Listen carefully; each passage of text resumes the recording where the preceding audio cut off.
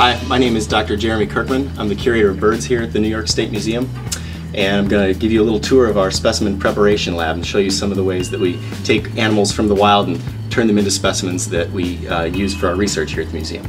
So come on inside this museum. Okay, so this is the Specimen Prep Lab. This is my colleague, Dr. Roland Kays. He's the curator of mammals here at the New York State Museum, and he and I are going to show you some stuff that's going on inside the Prep Lab today.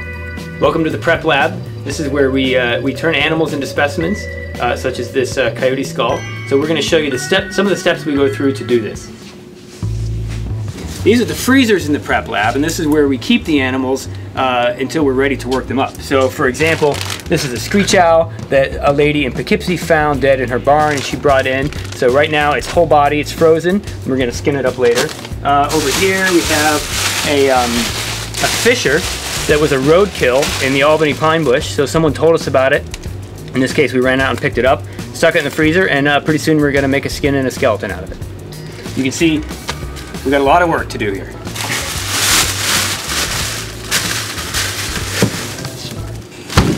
So here we have some specimens that we've taken out of the freezer last night to thaw, and now they're all ready to be turned into specimens. So Roland's got a couple of coyote heads here that were donated to the museum by hunters, and I think they're from Maine. And these are a couple of red-throated loons that were donated to the museum that were found on the beach dead in Amagansett on Long Island. And so later today I'm going to turn this one into a skin specimen, and this one's going to be turned into a skeleton specimen. And the coyotes are going to have some samples taken for some genetics projects that we're working on, and those will be stored in the deep freeze, and then all the rest of the flesh will be taken off of these and they'll be prepared as complete skulls. So after we have the flesh cut off an animal, we need to dry the skull or skeleton. So here's a coyote skull that we've recently cut off all the flesh. It's almost all bones. We let it dry for a while, then it turns into something like this. This is a whole carcass. And when it's all dry, we can send it to our domestic beetle colony.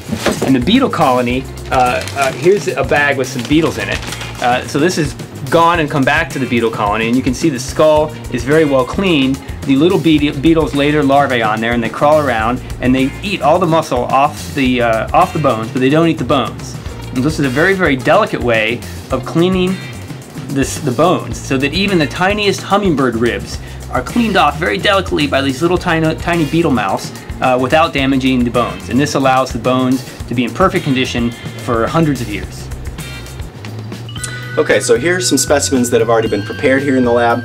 These are some skins of birds and mice that have had all the insides removed. They've been stuffed with cotton and sewed back up. They're pinned out on this styrofoam to dry.